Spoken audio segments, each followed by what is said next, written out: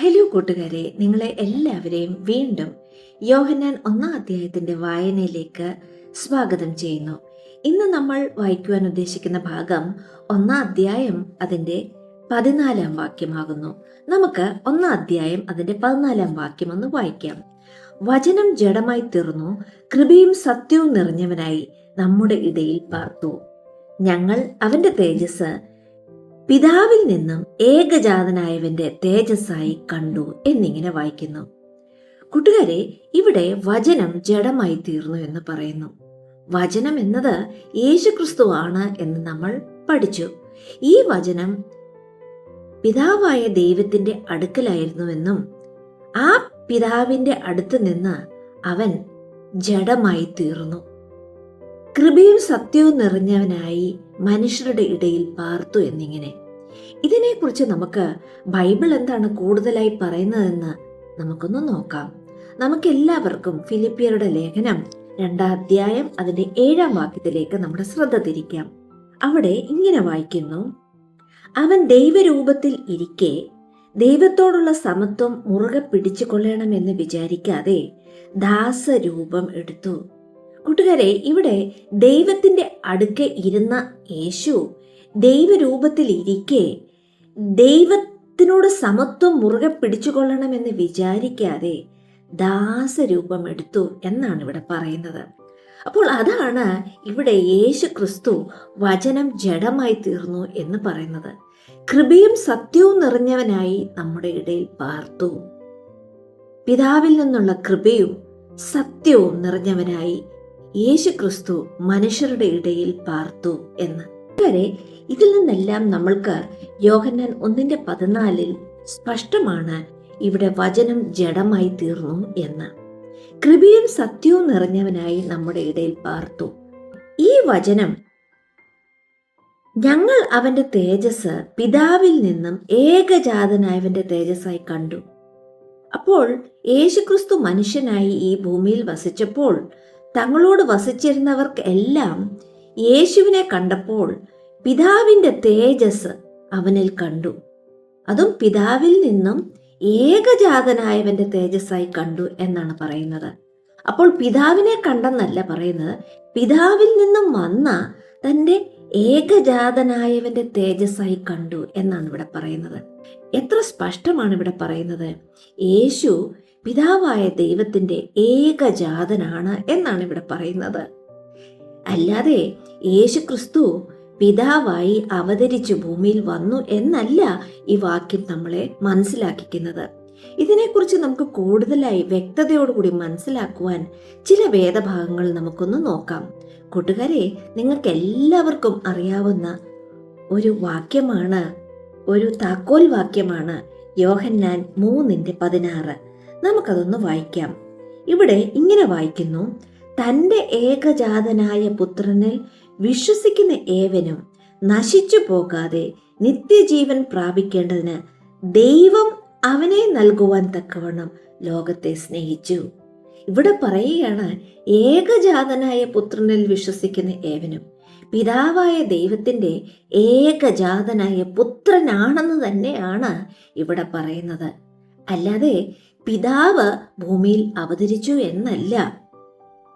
ദൈവത്തിന്റെ ഏകജാതനായ പുത്രൻ, അവനിൽ വിശ്വസിക്കുന്ന ഏവനും നശിച്ചു പോകാതെ നിത്യജീവൻ പ്രാപിക്കേണ്ടതിന്.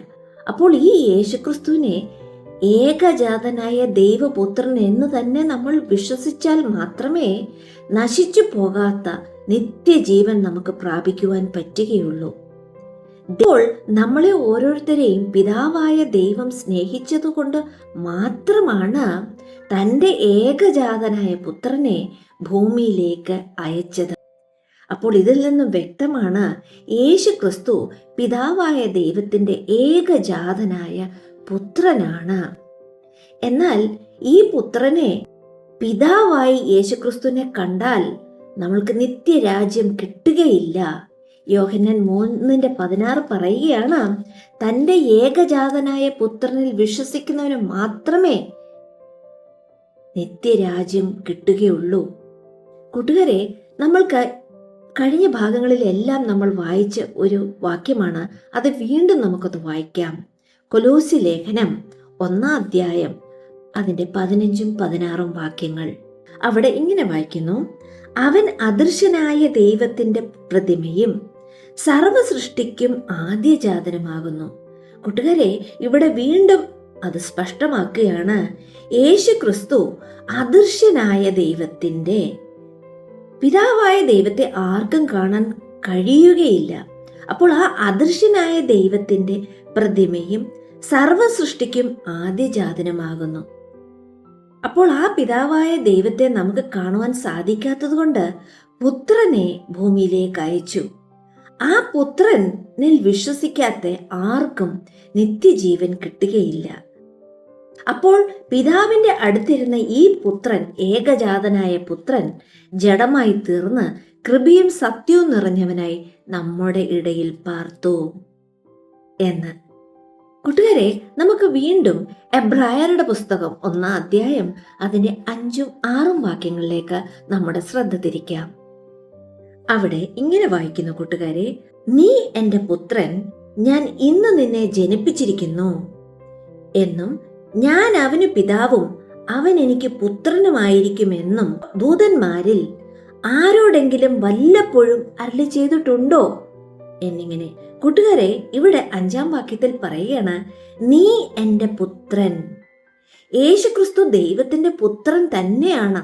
യേശുക്രിസ്തുവിനെ സർവശക്തനായ ദൈവമായി ഒരിക്കലും കാണുവാൻ സാധിക്കത്തില്ല. കാര്യം, ഇവിടെ യേശുവിനെ കുറിച്ച് പിതാവായ ദൈവം പറയുവാണ്, നീ എൻ്റെ പുത്രൻ, ഞാൻ ഇന്ന് നിന്നെ ജനിപ്പിച്ചിരിക്കുന്നു എന്നും ഞാൻ അവന് പിതാവും അവൻ എനിക്ക് പുത്രനുമായിരിക്കും. പിതാവിന്റെ വാക്കുകൾ എപ്പോഴും സത്യം തന്നെയാണ് കൂട്ടുകാരെ. അത് അങ്ങോട്ടും ഇങ്ങോട്ടും മാറുന്നതല്ല എന്ന വചനം നമ്മളോട് ഓർമ്മിപ്പിക്കുന്നുണ്ടല്ലോ. അപ്പോൾ ഇവിടെ പിതാവ് തൻ്റെ പുത്രനെ ജനിപ്പിച്ചിരിക്കുന്നുവെന്നും ഞാൻ അവന് പിതാവും അവൻ എനിക്ക് പുത്രനുമായിരിക്കും, അതൊരിക്കലും മാറുകയില്ല കൂട്ടുകാരെ. അപ്പോൾ ആ ഏകജാതനായ പുത്രൻ ആണ് വചനം ജഡമായി തീർന്ന് നമ്മുടെ ഇടയിൽ പാർത്തത്. അതുകൊണ്ടാണ് ആ പുത്രനിൽ പിതാവിന്റെ തേജസ് കണ്ടത്, ആ പിതാവിൽ നിന്നും ഏകജാതനായവന്റെ തേജസ്സായി കണ്ടത്. കൂട്ടുകാരെ, ഇതിൽ നിന്നും നിങ്ങൾക്ക് ആ 14ആം വാക്യം സ്പഷ്ടമായി വ്യക്തമായി എന്ന് മനസ്സിലാക്കുന്നു. ദൈവം നമ്മളെ എല്ലാവരെയും അനുഗ്രഹിക്കട്ടെ.